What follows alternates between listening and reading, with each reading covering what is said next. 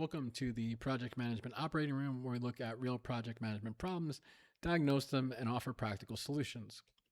Today, we're going to take a look at three cases. So the first one I'm calling third degree burnout.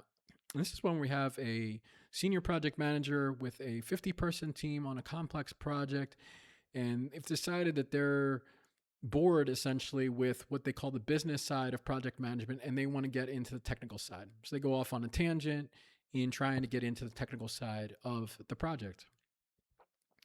The second one I'm calling the double bypass. So this is one where team and client are working together without the project manager. They agree on some new scope, and then the project gets delayed. And now the PM is struggling with how to present this to the client, as they are concerned that the client is going to be upset. And then the third one we'll look at today is what I'm calling conflicting treatment plans. And this is one where PM and the team are having a disagreement over how to set up their cost estimate and resource allocation spreadsheet, essentially. All right, so I'm going to read the first case to you, which is the third degree burnout. These are all taken from Reddit, and today they're all from the project management subreddit. Been doing project management for a decade. Have a background in firmware and manufacturing. Can handle operations and bringing a product to the market great. I got put in charge of an extremely complex software project with over 50 engineers. Have all the PM stuff figured out and set expectations. I want to dive further into the technology so I can manage it better. Have a technology plan that will take me 2 years at least. The problem is my management is telling me to get separated from the technology and focus on the business. I only do the business to drive the technology.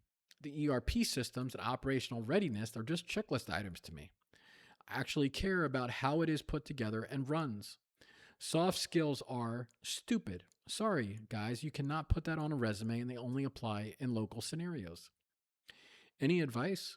Doing the business stuff was fun when I was learning, but now it is just a task that I clearly do not have a passion for. All right, so this is normally the part where I get into the problems and the root causes, but first let me say when I read this, my first thought was, what are we doing here?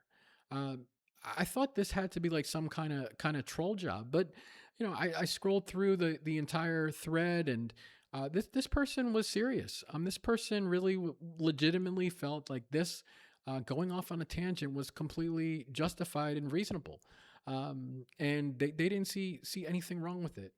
To me, this is so counter to what project managers should be doing and how they should be serving the team that it was just hard for me to believe that somebody would have the gumption to post this and to be brazen enough to put that out there. It's really just incredible to me. So with that said, let's try and do our normal routine here. So what are the problems? So the first is the PM is neglecting the team and the work to pursue their own interests. That was very, very clear. Second is, quote, soft skills are stupid, end quote, mindset on a complex 50-person project.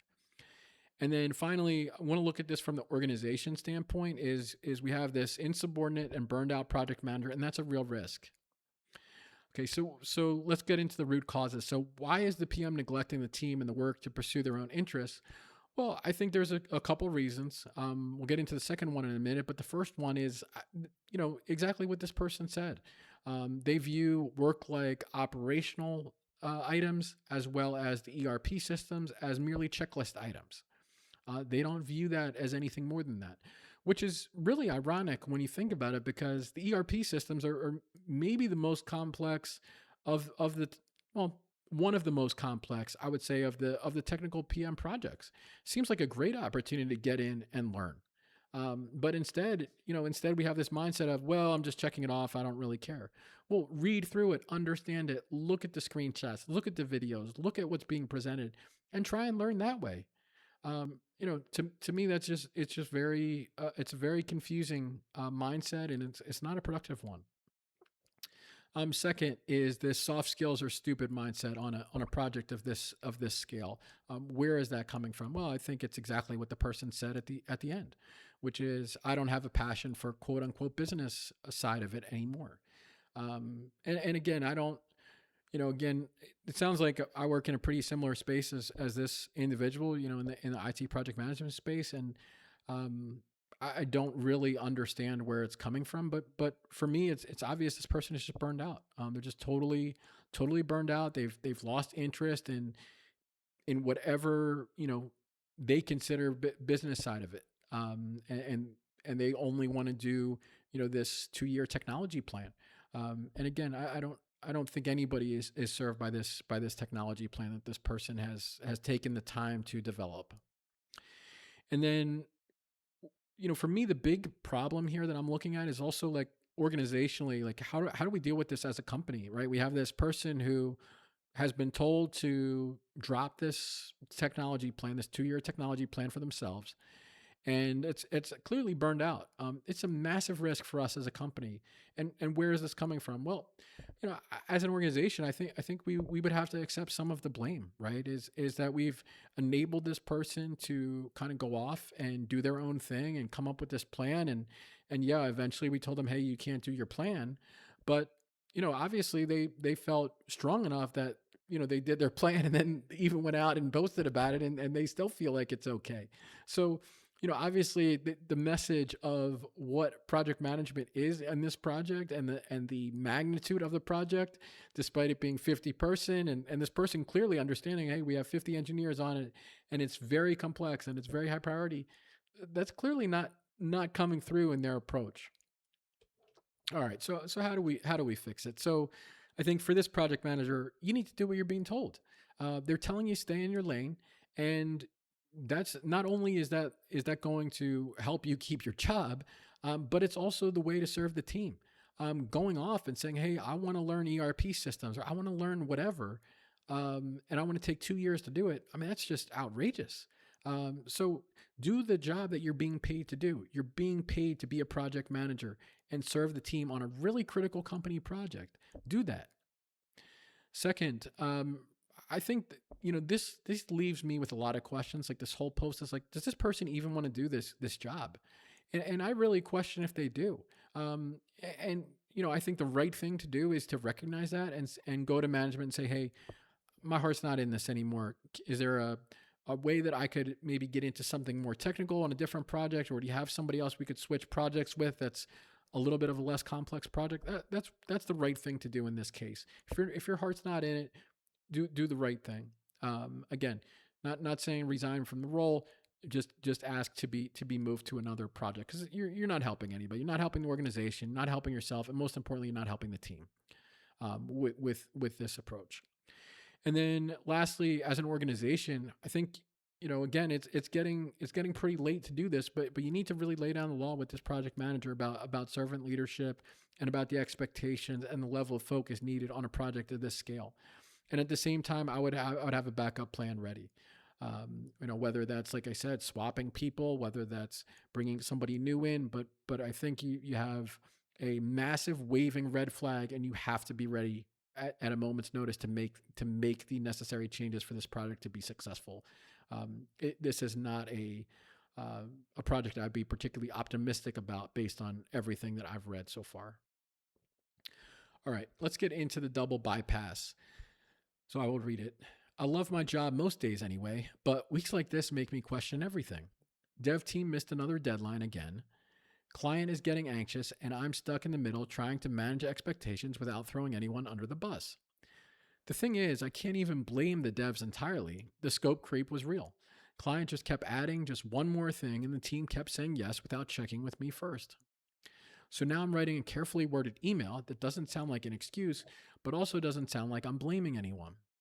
I've been looking at how other agencies handle this. How do you guys handle the blame game when things go sideways? Any frameworks that actually work? All right, so problems. So first one is we heard team missed another quote deadline, end quote. So that's concerning, right? Is not only did we hear did we miss a deadline, but it sounds like we missed another deadline. So certainly a pattern to be concerned about. Second is the client is anxious about missing these deadlines. Okay, so we have a client management piece here that we're dealing with as well. And then third is the PM is struggling with how to explain this slippage in the schedule to the client. And we heard, hey, I want to be careful. I don't want to blame people. I don't want to throw people under the bus. Okay, so let's get into the root causes. So, why did the team miss another deadline? Well, this was clearly stated in the post, which is, the team and the client, they had this conversation, they agreed to new scope, nobody pushed back on schedule, PM wasn't present, and so we just absorbed a whole bunch of new scope. So what do you get? You get a project that's delayed. That's pretty obvious. And then on the client side, is the client, why is the client anxious? Well, they're anxious because they added a bunch of scope, and they added a bunch of scope because there's no proper change management process in place. So we have a process where we have these informal conversations happening between the client and the team, and they're just, ad hoc adding stuff, and there's nobody involved in there that has the authority and the experience to be able to say, hey, that's going to take more time. That's not what we agreed to. We need to look at it again and get back to you with how much extra time that will take. None of that happened. And we need to formalize that process as well, which we'll talk more about later. And then, the PM is struggling with explaining the slip to the client. Well, the reason that they're struggling with this is because they haven't been assertive enough. The reality is that as project managers, when projects fall behind schedule, we have to take ownership of that. Is it always our fault? No. But it's hard for me to look at this situation and not put at least some of it on the project manager for not being assertive enough to have spoken to the client and the team about, hey, I need to be involved. I need to be involved when conversations come up about scope. I need to be involved when conversations come up about schedule.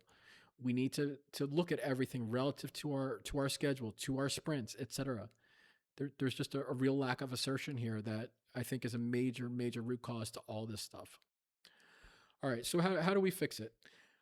So the first one is, we heard the main struggle that this person, the reason they posted is like, how do I address this? How do I address this without throwing anybody under the bus? And how do I address this without upsetting the client? Well, I think the way to do it, and I would take it, me personally, I think there's really two ways to do this. Is there's a group of people that would say, oh, you just, put this on the client and say, hey, you added scope without telling me, and this is what happens. I would not do that. That's not my way of doing things. I would handle it more diplomatically. And what I would do is I would explain to the client, hey, I understand that you were working with the team and you guys were discussing this feature. And in the course of that conversation, some new things came up and the team didn't realize it at the time, but those new things were taking a lot of extra time. And when they had a conversation with you, they really just wanted to do what would make you happy. And they didn't realize it was going to take them extra time. And, because I wasn't involved in that conversation, I wasn't aware of it, or else I would have stepped in and said, hey, we're going to need some additional time to rescope this work and tell you how much longer it's going to take. But, we'll address that process going forward. And so that's how I would approach it. I think you go the diplomatic route in this. Again, say, hey, the team was trying to accommodate. They didn't realize it was going to take so much extra time. Don't blame the client. I would not blame the client. What I would do after that, though, solution two is implement this change management process, and that's that file that comes in with that email where, okay, I understand what happened here, but going forward, this is how we want to handle things to make sure that we can stay on schedule and do our best for you. And I think that will be well received. As far as the change management process itself, it depends on the project and the company. I think I've been in large projects where we have like a formalized process where you fill out a form and the whole 9 yards. On smaller projects, it could be more informal, but you want it in email and you want it in the project management software, and you want to say, hey, we agreed to this change. We rescoped it. It's going to take 2 extra weeks, so on and so forth. Client approved it. It's going to cost X. All that needs to be in writing, in an email, and in the PM software. Or like I said, where you have a formal change form, and that change form gets filled out. I've seen a lot of external vendors do that, where it's you get a full change order invoice. So that all needs to happen, but we need to define that process. And then finally, like I was saying with this PM not being assertive, is you have to set the standard that if the client brings up anything involving scope or schedule, pull me into the conversation. That has to be explicitly said to the team. Again, not their fault. They went at this with great intentions of appeasing the client, which is exactly what they should do. But again, when you agree to extra stuff, you have to say, yes, I think this is a great idea, but let me check with Matt and make sure that we understand how this is going to impact the timeline, and we'll get back to you. That's the right way to do it. I had this exact thing happen recently where one of the team members, an engineer, was working with our design team, and the design team came up with a bunch of new scope that wasn't in the requirements. And so the engineer came to me the next morning and said, hey, I met with the team, last night, and they decided, they want to change a bunch of stuff. This wasn't in our scope. You know, just want you to know so you can handle it. That's the right way to do it, right? And again, I don't know what that engineer said exactly to the design team, but she raised it to me immediately, and so I was able to deal with it. But that's the right process, and that comes from the team knowing, hey, this PM is here to help me, and they're here to make sure that I don't get caught in a situation where I'm agreeing to something that's way beyond what I asked for. And so that's really what it's about. That's what the role is. All right, so let's get into the last case, which is conflicting treatment plans. In my company, we are developing a template to standardize cost estimates. I'm a fan of an input structure which has a work breakdown structure down the left and people across the top with a simple input grid for the number of hours a person will need to complete their inputs on a task on the work breakdown structure. Turning this into a resource loaded schedule is relatively simple each task. Others prefer a schedule input with work breakdown structure on the left and time across the top, requiring an additional row per WBS item for each individual working on that task, followed by hours per period, per task, per individual input in the resulting matrix. My feeling is that there are some significant disadvantages to the second method, including the fact that a schedule is then hard-coded into the spreadsheet, and the fact that the work breakdown structure and individual listings on the left side can result in a very long spreadsheet. Am I wrong? And if I am going to develop a cost estimate spreadsheet in the schedule format, is there an easy way to do this?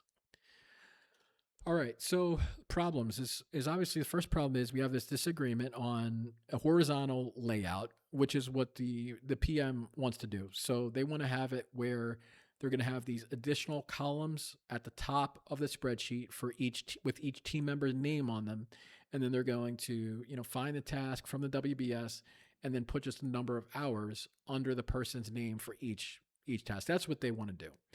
What the team is saying is they want a vertical layout so they don't have to scroll side to side. And that's one where you're going to have to, repeat the task items. And then you have one for like each person. So that's what they're debating here, in case that helps make it make more sense, which is we're just talking about this vertical versus horizontal, essentially bloat, because either one is going to be big. The other big problem here for me, that's the obvious problem. The bigger problem though is for me, the PM is fighting the wrong battles. We'll get into that a little bit more, but to me, this is just not a battle I would fight personally if this were me. And then lastly, I think there's just some real questions for me around, is this the level of collaboration that I want to demonstrate as a project manager? Do I want to push back on a team that says, hey, I'm more comfortable working vertically. Can we do that, please? For me, that's not a battle I want to fight, and that's not how I want to collaborate with the team personally. All right, so let's get into the root cause. So, why are we having this disagreement on vertical versus horizontal alignment? And it just sounds like there's a lack of compromise here, and it comes back to the collaboration.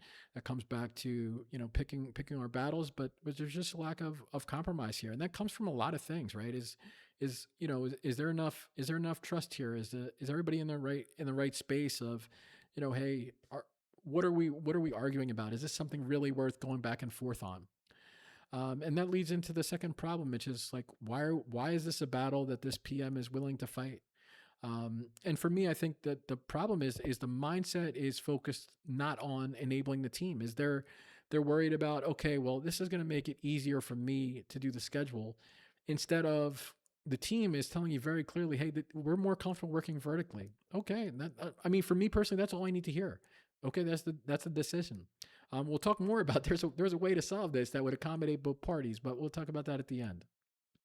And then finally is this whole thing is why is this PM not, collaborating really effectively with the team? Why are they, going back and forth? And I think it's pretty much what they said. Their mindset is that their way is better. They have concerns, and I think their concerns are valid, right? It's not to say they're invalid, is that this could be massive if it's vertical, right? You could have hundreds of rows if you go vertical versus having, I don't know, let's call it 10 team members. So you'd have 10 extra columns up top. So depending on, and again, we don't know, like the other key part of context here that we don't know that wasn't included is how many of these tasks are tasks that are going to be worked on by more than one person. If the answer to that is not many, then the team has a better argument than they otherwise would. Now, again, if you have 2 people, 3 people working on every task, and again, we don't know what sector this is in, what industry this is in. So, I mean, there's things that we don't know, but I think this boils down to just this PM just kind of has this idea of, hey, my way is a better way, because it's what I prefer. But again, that's not an effective way to collaborate. Um, all right, so how do we fix this? So I think the first thing is just a mindset shift. Is putting the team's needs first, and really by doing that, I think you're gonna do 2 things. Is one is you're going to ingratiate yourself to the team. Is they're going to realize that, hey, this person is here to help us. They realize that this is more convenient for us. This is what we're more used to. We're going to be more effective if we do it this way. So even though they don't love working this way, they're willing to do it because it's easier for us. That builds trust. That shows them, hey, this person is on my side. This person is someone I can trust. This person is someone I can go to when things get rocky with the project.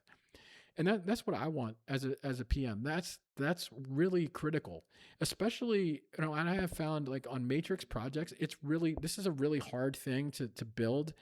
Is you have people that are being pulled into a project that are also on, what I'll call operations tasks, like day-to-day work, and they're already like, oh, how do I balance this? And then they come into a meeting and somebody's fighting them on vertical versus horizontal alignment. That doesn't build trust. That doesn't ingratiate you to them. Whereas if they start saying, oh, well, this person just flipped what they prefer to accommodate us, and they're doing exactly what we want. Hey, we can trust this person. They're here to make our lives easier. That's where the mindset needs to shift to for me. Now, getting into like the practical solution. So they're doing this in a spreadsheet. You can use formulas to align both the horizontal and vertical layouts. You can have 2 tabs. You can have one that is vertically the way the team wants, and then another horizontally the way the PM wants, and just share it back and forth. It's a little bit more, not a little, it's a significant amount of extra work to set up, but you accommodate both things. If as a PM you're that passionate about horizontal, then do the extra work to make the vertical layout display horizontally for you so you can see it in the way that you want to see it.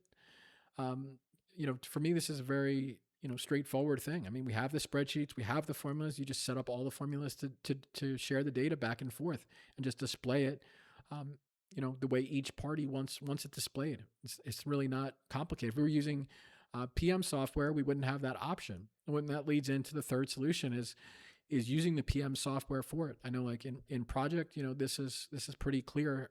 In project, this is something that project has in their resource setup that is done for you. You don't have to have a manual spreadsheet. So again, I know a lot of people don't use project anymore. It's not as popular as it was, when I started like 16 years ago. But again, I don't, I don't really understand the conflict here. For me, it just feels like we're fighting a battle that doesn't need to be fought. All right, so let's get into what did we learn today? So, for me, we had the first case, right? We had the PM who was just so burned out, and they decided, yeah, this stuff's boring. I'm gonna go learn the technical stuff, and I want to spend 2 years learning the technical stuff.